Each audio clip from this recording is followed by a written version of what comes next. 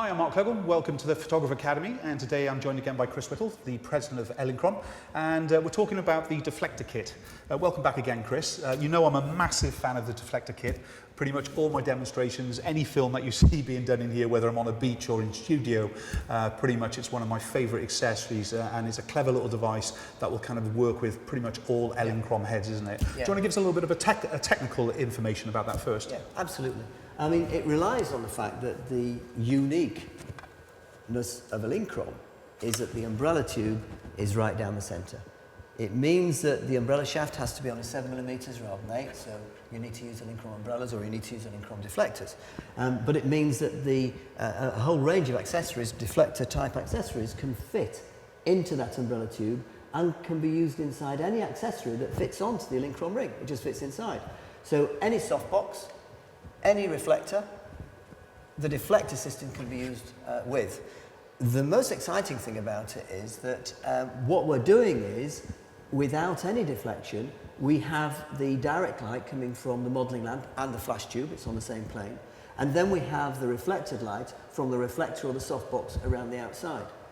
It goes without saying that the direct light creates a lot of texture and can create quite hard shadows. If you want those shadows, it's fantastic, but if you don't want them, what do you do about it?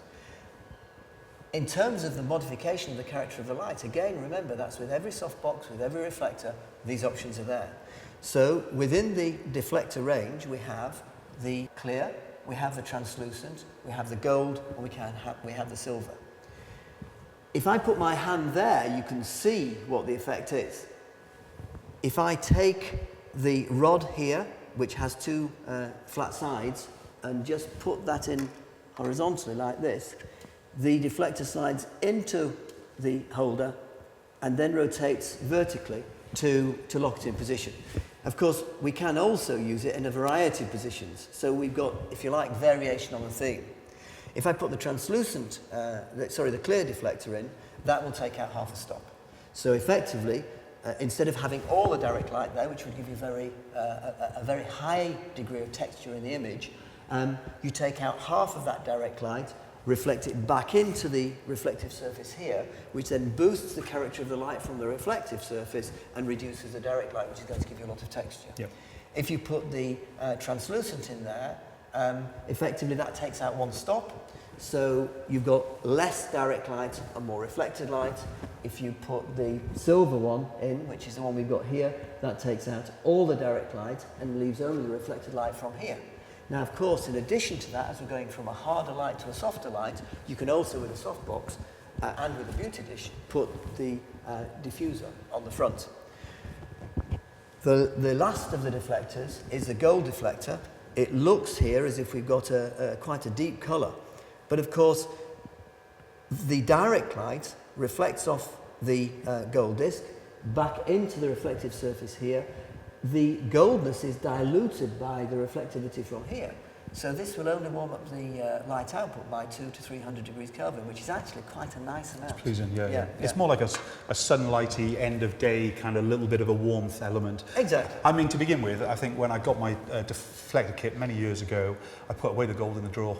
Yeah. Because you naturally, instinctively think that it's going to just produce a client look with liver failure, and whereas we could kind of use the gold deflector easily with the likes of a black skin, when we actually put it onto white skin, the tonality just didn't mix and things really. But of course, because it's mixing in with all the silver finishing in most soft boxes, it has that lovely kind of, just that tinge of a warmth. So you can get it back out of the drawer, in other words. You don't have to put it away and never be used again with it. Chris was on about the half stop and the one stop, and that's something to remember as well, specifically if you've got too higher powered light, and you're even on down to the minimum output of that flash already, you could use the one stopper or the half stopper combined with the diffuser as well. I mean, for instance, the big Rotolux here has already 2 layers of diffusion, but if I wanted to actually shoot at one stop less, it just means I need to put the one stopper in there to actually reduce that down more. It will change the slight characteristics for the light and things really, but that's the great thing about being a photographer. Yeah. You buy the soft boxes that is right for you, you kind of add the accessories in there to actually kind of change the look and the feel and things really. I mean, the overall exposure isn't affected by as much as one stop. because all you're losing is the amount of light that's actually absorbed by this. Yeah. Most of the direct light does reflect back into here and come back out as a softbox, so you may only be losing in reality about a third of a stop. If you want to lose power, best thing to do is just to move the light back a little bit further and or turn the power down.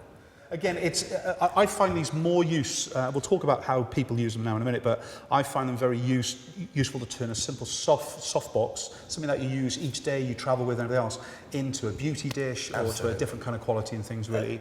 I mean, this is quite a big trend in the fashion studios today, isn't it? It's the very, very large the silver soft boxes with the nose cone or nose cap in them in some way. Yeah, with the deflector in the centre. I mean, for me, it's once you understand how the system works, it is so simple. Now, I love talking about the technicalities of light because not only is all of this an evolution of what we've been told customers want, but also it stimulates them to give me more ideas, which I feed back to Elinchrom. But the most important thing is that having shown you and other photographers the techniques that are available, the accessories that are available to do these things, and by making these things really easy to understand, in the heat of the moment, in the heat of the studio, if you want to go from a slightly harsher look to a softer look, you know exactly which direction to go in. I mean, for example, you know, you take 3 people who come into a studio, husband, wife, daughter. They come in for a family portrait, you know that the wife wants to look 21.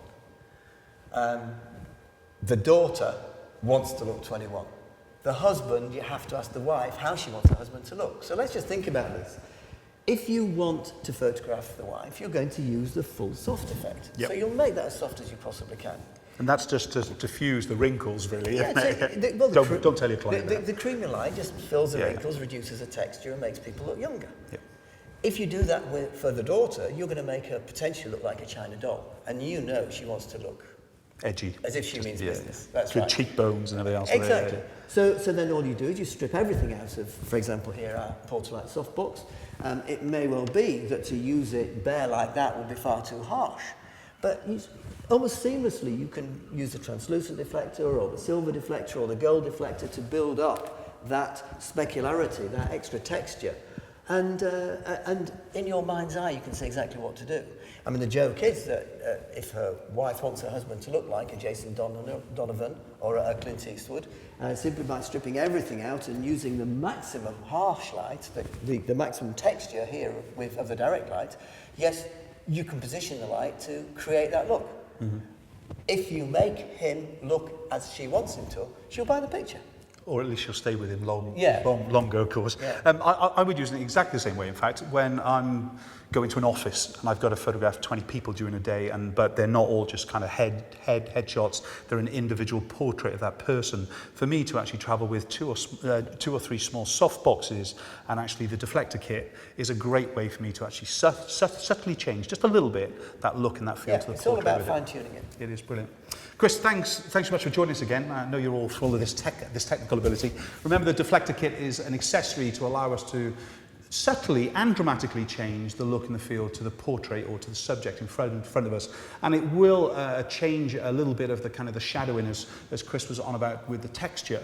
We've shot some kind of instinct first shot images for you, which we'll kind of be showing you during this little kind of film. One is with the silver, which you'll see gives a different look to the shadow. The gold just warms it up a fraction, nowhere near as much as you would think with it. And then what I refer to, is the half stop and the stopper, just to actually allow that diffusion just that little bit more. But remember, it's just choosing the accessory that you need to mix it in to give you that great photograph. Check out one of the films that we've done, just on the deflectors in fact, to actually give you some ideas on how you can kind of take that basic photograph to a new level by just a simple little accessory like this for the Elinchrom lighting. Chris, thanks very much for joining us again. We'll see you again, I'm sure, another delving into the depths of how technicality works with Elinchrom. See you all soon. Bye-bye.